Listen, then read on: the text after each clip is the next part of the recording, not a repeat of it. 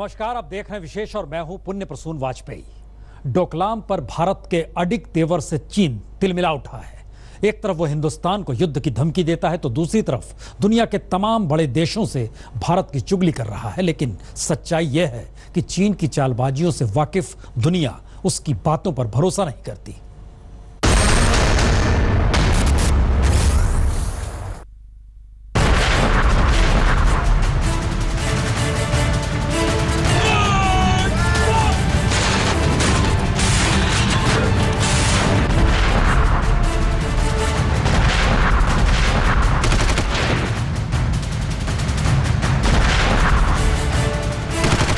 चीन की बंदर घुड़की अब उसकी खीज में बदलती जा रही है। भारत भूटान की सीमा पर डोकलाम के अतिक्रमण के उसके प्लान में भारत ने पलीता लगा दिया। भारत वहां अंगद की तरह पांव जमा कर खड़ा हो गया कि भूटान का वो क्षेत्र चीनी गुंडागर्दी का शिकार कतई नहीं बनेगा। इसके बाद से ही चीन तिलमिलाया हुआ है। चीन ने अपने सरकारी अखबार ग्लोबल टाइम्स में धमकी देते हुए लिखा है, अगर भारत कुछ जगहों पर संघर्ष को बढ़ाता है तो उसे इसके नतीजे लाइन ऑफ एक्चुअल कंट्रोल पर पूरे चीनी बॉर्डर पर भुगतने पड़ेंगे। चीन भारत के साथ युद्ध की वकालत नहीं करता और बड़ी कोशिश करता है कि इसकी स्थिति ना आए, लेकिन चीन अपनी संप्रभुता को बचाने के लिए युद्ध में जाने से भी नहीं हिचकता। चीन लंबे वक्त के संघर्ष के लिए भी तैयार है, लेकिन चीन पहले दिन से भारत के अपने स्टैंड पर कायम है। Our stand is absolutely clear. All of us know that it is at the heart of the matter is really the issue of cross-border terrorism. Cross-border terrorism in our region emanating from a particular source is threatening the peace and stability of not only India but other neighbors, and we have been ready to have dialogue with Pakistan among other issues on Jammu and Kashmir, but in a bilateral framework. जमीन से आसमान तक और आसमान से समंदर तक चीन अपनी ताकत की हेकड़ी हर जगह दिखाता रहा है। तिब्बत में सबसे बड़ा सैनिक अभ्यास किया तो 17 जुलाई को हाई सी ट्रेनिंग, 13 जुलाई को चीन के पहले एयरक्राफ्ट कैरियर लियानिंग पर युद्ध अभ्यास, तो हाईलैंड एरिया में चीन की सेना का युद्ध अभ्यास। इन सब से उसने हिंदुस्तान पर दबाव डालने का प्रयास किया, लेकिन कामयाबी नहीं मिली तो दुनिया से भारत की चुगली शुरू कर दी। भारत को अपने राजनीतिक हित साधने के लिए सिक्किम सेक्टर के डोकलाम इलाके में घुसपैठ करने को अपना नीतिगत हथियार नहीं बनाना चाहिए। हम नई दिल्ली से कह रहे हैं कि वो अपने सैनिक तुरंत हटाए और किसी तरह का तनाव बढ़ाने से बचे। हम इस मुद्दे को लेकर बीजिंग में विदेशी दूतावासों के करीबी संपर्क में भी हैं। कई विदेशी डिप्लोमेट भारत की गैर कानूनी घुसपैठ की बात सुनकर अचंभित हैं और इसकी पुष्टि करना चाह रहे हैं कि क्या ये वाकई में सच है। साम, दाम, दंड, भेद, हर तरीके से चीन भारत को आजमा रहा है, लेकिन दुनिया भी चीन की चालबाजियों से वाकिफ है।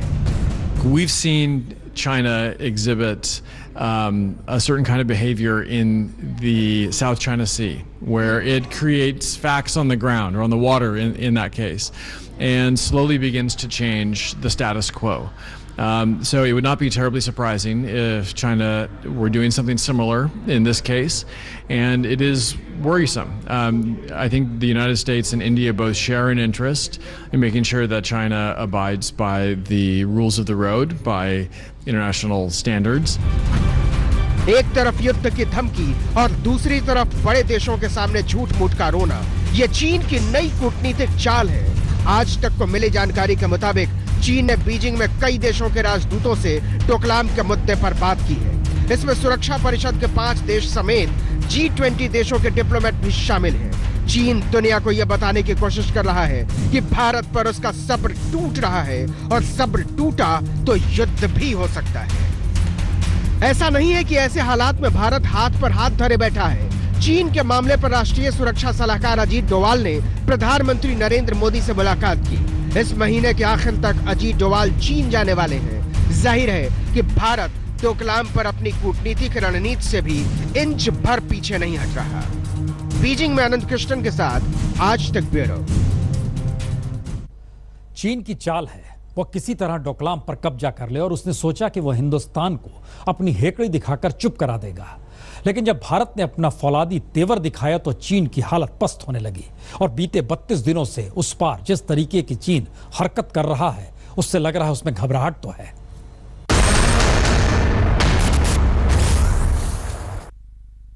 our area, and you are doing recce, patrolling your area. Then so many people. सरहद पर चीन के जिद, अहंकार और बदमाशियों का सबूत है ये। और ऐसे सबूत चीन बार बार देता रहा है। 16 जून को यही गुंडागर्दी डोकलाम में दिखी जब सिक्किम में लाइन ऑफ एक्चुअल कंट्रोल यानी LAC पर चीनी सैनिकों की एक टुकड़ी ने घुसपैठ की। जवाब में वहां तैनात भारतीय जवान चीनी सैनिकों के सामने चट्टान की तरह खड़े हो गए।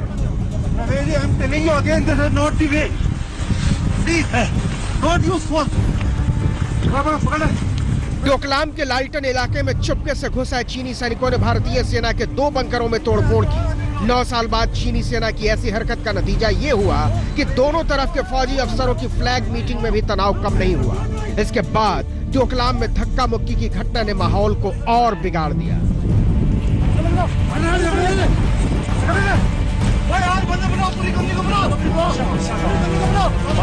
ये तस्वीरें 2017 की हैं, लेकिन अगर चीनी सेना की चालबाजी को समझे तो ये आपको 1959 के साल में ले जाएंगे, जब चीन ने तिब्बत पर जबरन कब्जा कर लिया था।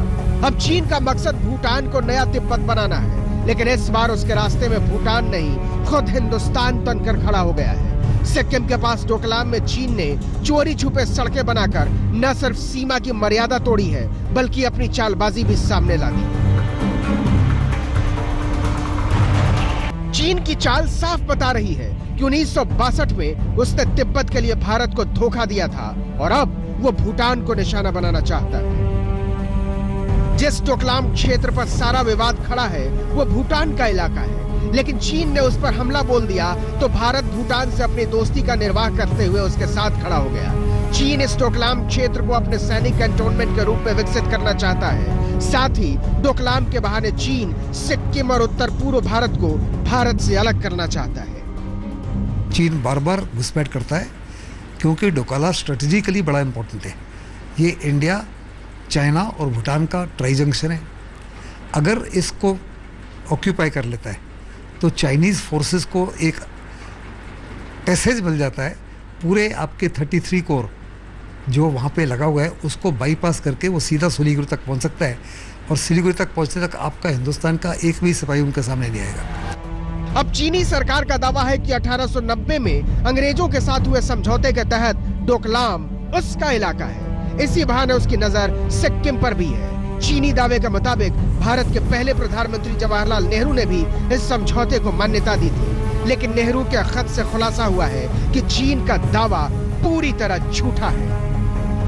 चीनी नक्शे में भूटान के बड़े हिस्से को चीन के हिस्से के तौर पर दिखाने पर आपत्ति जताते हुए उन्होंने चीनी प्रधानमंत्री चाउ एन लाई को चिट्ठी में लिखा था कि 1890 के चीन और अंग्रेजों के बीच हुए करार में साफ तौर पर सिक्किम पर भारत की संप्रभुता को मान्यता दी गई थी। नेहरू ने साफ लिखा था कि सिक्किम की सीमा को लेकर कोई विवाद नहीं है। यह बात उन नेहरू को कहनी पड़ी जिन्होंने चीन पर पूरा भरोसा किया, लेकिन आज तो चीन का सच आईने की तरह साफ है। भारत और चीन की तनातनी तिब्बत की पठारों से शिफ्ट करके अब भूटान की जमीन पर आ पहुंची है। फर्क बस इतना है कि तब भारत के पास सेना के नाम पर कुछ भी नहीं था, आज हर अत्याधुनिक हथियार है, युद्ध के नए नए औजार हैं। आज तक ब्यूरो।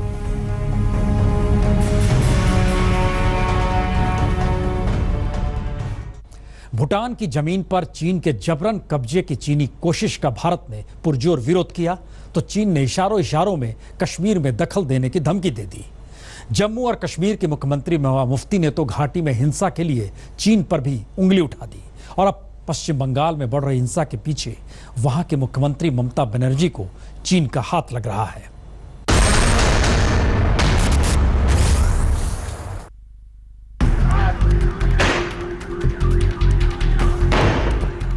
ये सबको पता है कि कश्मीर की खूबसूरती में अगर कोई आतंक की आग लगा रहा है तो वो पाकिस्तान है।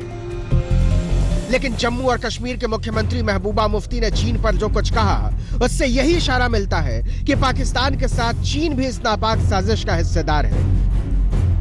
ये जो लड़ाई इस वक्त हो रही है जिसमें बाहर की ताकतें शामिल है, और अब तो बीच में बदकिस्मती से चीन ने भी इसमें हाथ डालना शुरू किया है, मुझे खुशी है कि हमारी तमाम पॉलिटिकल पार्टीज, तमाम लोग एकजुट हो गए हैं। महबूबा ने जो कुछ कहा उसकी झलक खुद चीन पहले ही दिखा चुका है। भूटान की जमीन पर जबरन कब्जा करने को आमादा चीन को जब भारतीय फौजों ने पीछे धकेल दिया तो वो कश्मीर की धमकी देने पर उतर आया। चीन के सरकारी अखबार ग्लोबल टाइम्स में छपे एक लेख में कहा गया है, जिस तरह भारत ने भूटान की ओर से डोकलाम में चीनी सेना को सड़क बनाने से रोका, उसी तर्क का इस्तेमाल करते हुए पाकिस्तान के आग्रह पर कश्मीर में तीसरे देश की सेना घुस सकती है। डोकलाम विवाद के जड़ में भारत की आशंका और मजबूत हो चली है कि चीन सिलीगुड़ी कॉरिडोर तक पहुंचकर पूर्वोत्तर भारत को मुख्य जमीन से अलग करने की साजिश में है। ग्लोबल टाइम्स ने खुद इस आशंका को हवा दे दी जब यह लिखा, भारत को डर है कि चीन पूर्वोत्तर भारत को मुख्य भूमि से अलग करके उसके दो टुकड़े कर सकता है। पूर्वोत्तर भारत इस मौके का इस्तेमाल आजाद होने के लिए कर सकता है। इन सब के बीच दार्जिलिंग हिंसा की आंच तेज हुई तो पश्चिम बंगाल की सरकार ने भी चीन पर सवाल उठाया। मुख्यमंत्री ममता बनर्जी ने देश के गृह मंत्री राजनाथ सिंह को चिट्ठी लिखी कि चीन की वजह से उनके राज्य की सुरक्षा खतरे में है। We are the victims of the circumstances. কেন্দ্রীয় সরকার যা সম্পর্ক ডিটেরিয়েট করেছে, ডিপ্লোম্যাটিকলি কাজ করতে না পেরে চায়নার সাথে সম্পর্ক খারাপ, নেপালের সাথে সম্পর্ক খারাপ, বাংলাদেশের সাথে সম্পর্ক খারাপ করে ফেলেছে এবং ফলে সবচেয়ে বেশি সাফারার হচ্ছে আমরা। তার কারণ বাংলাকে পুরো স্যান্ডউইচের মতো করতে হচ্ছে। पश्चिम बंगाल में एक अलग राज्य की मांग कर रहे गोरखालैंड के समर्थकों के पीछे चीन का हाथ हो सकता है, ऐसा मानना है मुख्यमंत्री ममता बनर्जी का। लेकिन वहीं दूसरी ओर त्रिपुरा में एक अलग राज्य की मांग करते हुए बार बार हो रहे प्रदर्शन कई सवाल खड़े करते हैं। पूर्वोत्तर भारत में हो रही एक के बाद एक ये मांग दिल्ली के लिए खतरे की घंटी है। सिक्किम के पास डोकलाम में सड़क बनाकर चीन करीब 50 किलोमीटर दूर सकरे सिलीगुड़ी कॉरिडोर पर पकड़ बनाना चाहता है, जिसे चिकन नेक कहा जाता है। इसी चिकन नेक के जरिए उत्तर पूर्वी राज्य भारत से जुड़े हैं, जिन्हें तोड़ने का सपना चीन देख रहा है, लेकिन उसका यह नापाक मंसूबा पूरा नहीं होगा।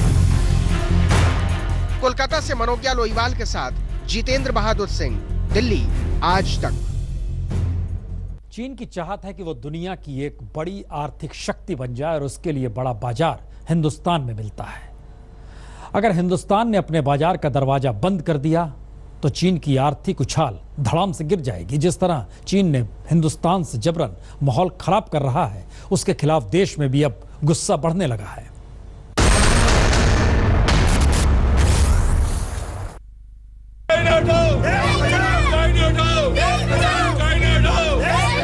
सरहद पर भारत से चीन की तनातनी का लावा आम हिंदुस्तानियों में भी उबलने लगा है। दिल्ली में लोगों ने चीनी सामान का बायकॉट करते हुए चीन के खिलाफ जमकर नारेबाजी की। चाइना जो आंखें दिखा रहा है, बदतमीजी करता है सेनाओं के साथ, हाथापाई पर उतर जाते हैं लोग। हमारी राय है इसका बहिष्कार करें, इसका माल कोई भी ना खरीदे।